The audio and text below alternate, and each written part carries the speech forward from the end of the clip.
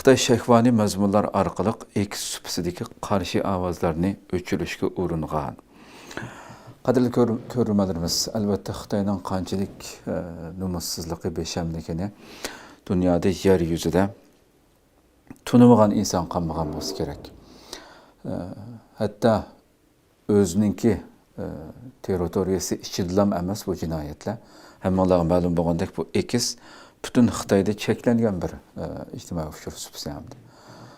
Nomussizlarcha o'z territoriyasiga qolmay, ham buni nomussizlarcha o'zining xalqiga cheklaydi, ammo bütün Xitoyninki davlat organlari, tashviqot apparatlari, millionlagan yollanma ishchilari Xitoyning ta'tir tashviqotini qilish uchun nomussizlarcha chet elda bütün dunyoda özünün təşviqatını qilish uchun ishlatadi va erkin dunyoda bu supini ishlatib turib o'zining fikrlarini bildirib atgan kishilarning ham ovozini o'chirish uchun Xitoyning qilib atgan nomussizligi, beshamligini davomli holatda pat-pat shundoq chet elda uchirib turibmiz bu masalani.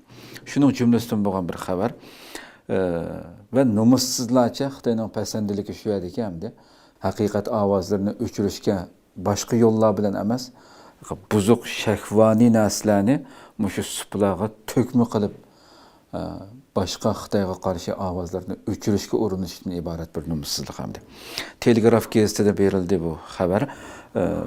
Elon Muskning iqtidorchiligidagi bu X supasiningki mahsulot direktori Nikita Bier ishlatuvchilarning shahvoniy mazmundagi axlat uchurlarining ko'payib ketganligi to'g'risidagi shikoyatlarni topshirib olganligini X supasi ishlatuvchilarininki.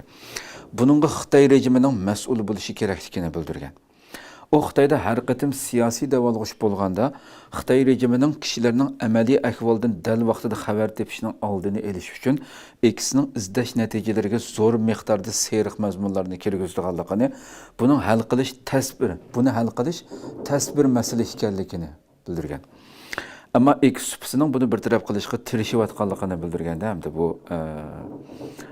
X mahsulot supasining direktori Nikita Bier Xitoyning axlat uchurlarini to'kma qilish harakati g'oyat zo'r ko'lamda bo'lib, shu sonliq ma'lumotlarga qarab boqaylik.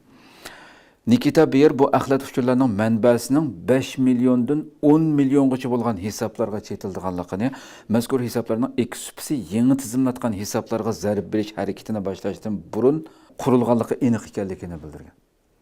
Shuni bir tasavvur qilib boqaylik bu nomussizlarning qilayotgan ishini. Ya'ni 5 milliondan 10 milliongacha bo'lgan hisoblar. Ya'ni mushu to'xtamay Xitoyning tashviqotini qiladigan chet eldagi nurg'un, hatto konsulxonalardan tortib ishlatadi hamda. Aslida yuzi biroz chimildashni bilsa, hayo bo'lsa, nomus bo'lsa Xitoyda o'z davlati cheklayotgan narsani chet eldimi, bütün konsulxonalari, chet elda turayotgan xalq hech kim ishlatmasligi kerak. Eng hech bo'lmaganda davlat xodimlari olsa ishlatmasligi kerak-da. Ammo eng birinchi olib ishlatadiganlar ashular hamda. To'xtamay Xitoyning ta'tir tashviqotini qildi. Va bu millionlarcha hisobga ajiba qanchalik pul sarf qilayotgandi o'zining ta'tir tashviqotini qilish uchun Xitoy. Xitoyga qarshi degan vaqtimizda yolg'ondan uydirilgan bir uchur emas, ya'ni haqiqiy Xitoyning qilayotgan jinoyatlarini mushu ambarlanayotgan bularni to'sish uchun mushunchavala sondagi 5 milliondan 10 milliongacha bo'lgan hisoblarga ajratilayotgan, shuni to'xtamay tashviqot qildirib, to'kma qilib ijtimoiy uchur vositalarini qoplab ketishga sabab bo'lgan bu qo'shinni, bu to'r qo'shinni to'xtamay shunday ishga kirishtirib turish uchun Xitoy ajiba qancha pul sarf qilayotgandi. Bu faqat X'dagi masala emas, boshqa yerda yana mayli Facebook bo'lsin, boshqa Instagram bo'lsin, buning ichida Xitoyninki yollanmalari, bu to'r qo'shinlarininki son-sanoqsiz ekanligini bilamiz hamda. Xitoyning ilgari bu xil usullar orqali Sharq Turkistondagi irqiy qirg'inchilik jinoyatini yushirishga uringanligimi taratqulardan o'rin olgan bir masala ekanligini hammamiz bilamiz.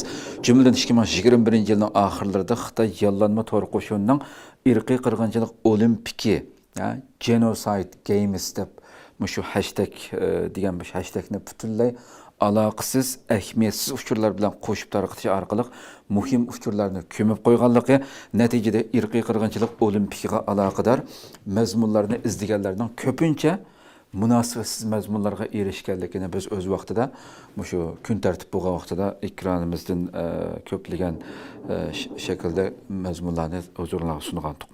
Məzkur taktikaning #kalkuni deb tunilganligi mutaxassislar tarafidan ham pash qilingan bir masala edi.